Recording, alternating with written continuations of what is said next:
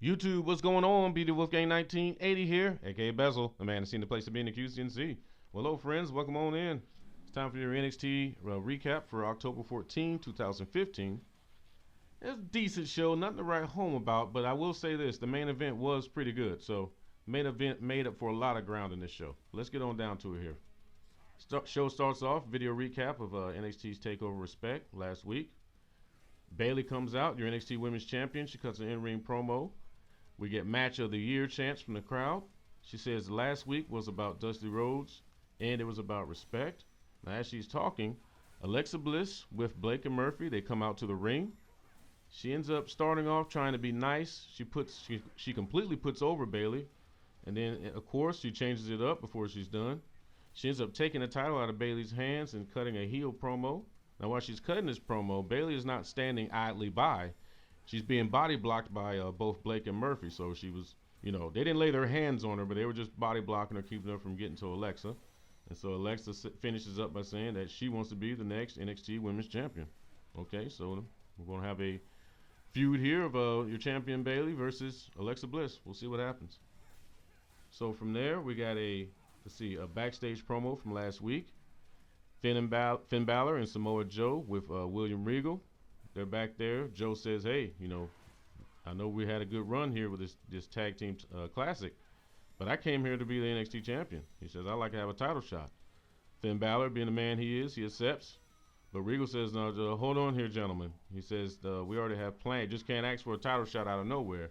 We have plans for the title.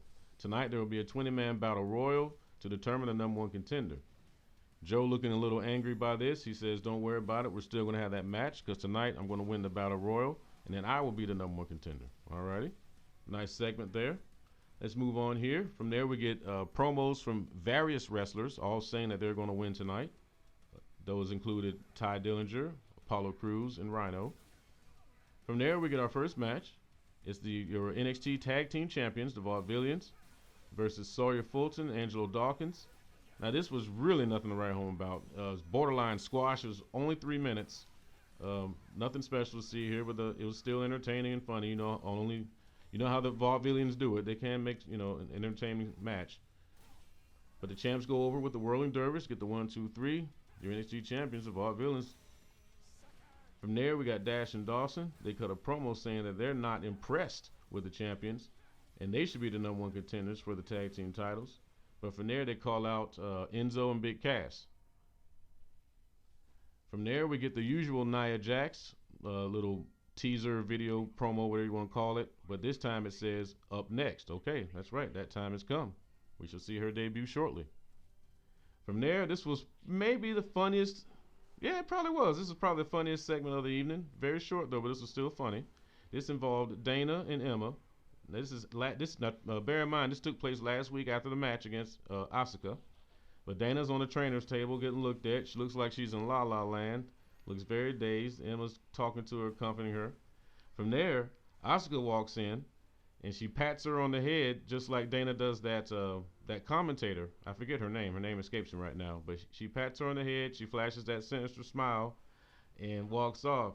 Now, Dana, being still knocked silly from that beating, she tells Emma, she's like, I beat Asuka, right? Why is she in here? I won the match. Why is she coming in here? And so I thought that was pretty funny. Now let me pause here for a second and talk about Asuka. As we know or saw a few weeks ago when she made her initial debut, the one where William Regal invited her to the ring, she had an extremely thick Japanese accent, and I was kind of worried about that and how she's going to, get along with that, because at the end of the day, a lot of us are true wrestling fans, so we don't mind, but we can't deny or kid ourselves that talking is a big part of it. Some would argue that talking is even bigger than the in-ring product nowadays, but let's continue. But she's showing me real quick that she's going to be able to use body language, gestures, whether it be smiles or looking angry, whatever. She's going to use body language or miming, whatever you want to call it now. That's going to be her deal. And I think she's already showing that she can make it work. So I'm very intrigued by this. Comment down below. But I definitely thought this was the funniest segment of the evening. Okay, here we go. We get up to our Nia Jax debut now versus Evie. Not sure if she's been around before. It was definitely my first time seeing her. But comment down below if you're familiar with her. But just I was disappointed with this, guys and gals. Comment down below. I was a little disappointed with this. I thought her Nia Jax's initial look was definitely disappointing. I mean, she was a bigger woman. When I say a bigger woman, I want to put you in the mindset of maybe like a Jessica Havoc. You know, not quite as big as Awesome Kong, but she's a big woman. I mean, and don't get it twisted here. I have no problem with her being a big woman. When I was growing up, most of the women were big. We're in the fitness model era the past 15, 20 years now, but it wasn't always like that. But it just the outfit definitely didn't insinuate her body. I was not impressed with the moves at all. I hope I'm wrong on this, but you know me, I'm always going to give you a chance. So this is just, I'm giving you just my initial reaction. I definitely wasn't impressed. And neither was the crowd. They started off kind of hot for her. We even got some Nia's going to kill you chants. But that stuff just went away. We got Evie chants pretty much the whole match. I mean, she was a little cutie pie. Comment down below. Who is she? Is she new on NXT or has she been around? But either way, it wasn't, I wasn't feeling it. But Nia Jax did get the win. She did like a choke slam into a spine buster kind of deal. It was a pretty cool finisher, I will say. But up until that point, it was nothing going on in this. Comment down below. I'm going to give her a chance. We'll see what happens. Maybe she'll get in the ring and, you know, maybe she was nervous. Who knows? Maybe she's hurt. Who knows? But I just wasn't impressed with that debut, folks. Comment down below. Tell me. Let me know. Be like, hey, Bezell, man, you just wait. No, she was just off that night. She was just wasn't on her game. Just wait. You're going to be impressed. Let me know because she is new to me. And trust me, I'm going to give her a chance to win me over, but I wasn't impressed. But let's keep on going here. From there, we get Eva Marie, who's in Paris, France. She's posing in front of the Eiffel Tower. She's talking about, you know, she had to take a little break after all this wrestling she's been doing. Come on now, just a few matches. But either way, she says she'll be back soon, and she can't wait to get back on, you know, continue to. Because I think she says she's undefeated. I believe she still is, so she can't wait to get back in the ring and, you know, work her way to the top. All righty, now this one was fun. Let's get down to it. Your main event, a 20-man battle royal for the #1 contendership for the NXT title. Your competitors were Bull Dempsey, Ty Dillinger, Tyler Breeze, Apollo Crews, Mojo Rawley, Zack Ryder, Rhino, Baron Corbin, Samoa Joe, Dash and Dawson, Blake and Murphy, Enzo, Big Cass, Johnny Gargano, Tommaso Ciampa, Steve Cutler, Danny Burch, and Elias Sampson. Now, believe it or not, well, I'm sure you can believe it, but this was surprising because I'm talking about when we had a lot of the competitors still in the ring, the crowd was completely hot for Tyler Breeze. I'm talking they were cheering for Tyler even when we had top baby faces in the ring. It was very interesting. Now, you know I like Tyler, but I was like, man, I'm surprised he's getting all the heat in this match. Let's see. Now, here's where things, let's just give you some of the eliminations here that were kind of key to the storyline. Baron Corbin eliminated Rhino. That's right. They've been buddy all this time, and he's showing up eliminating them, so that was funny. Let's see from there. Joe. Let's see. Your final four was Joe, Tyler Breeze, Apollo Crews, and Baron Corbin.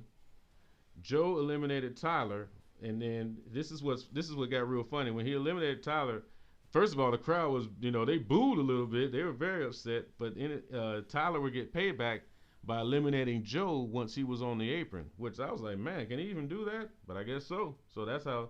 So Joe eliminated Tyler, and Tyler returned the favor. From there, it was Apollo versus Baron. Some good one-on-one action here. We get Apollo chance. We get some back and forth action. Crowd is hot.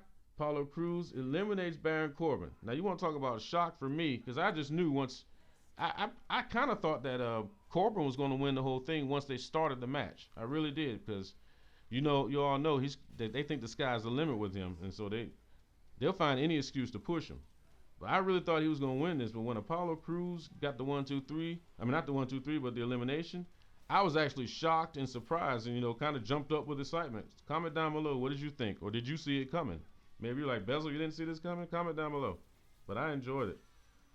Good main event on a decent to so-so kind of show.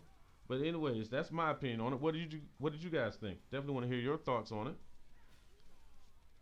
And what about Nia Jax? I want to hear your thoughts on it. Help me out now. If I'm completely mistaken, let me know, because I really want to know.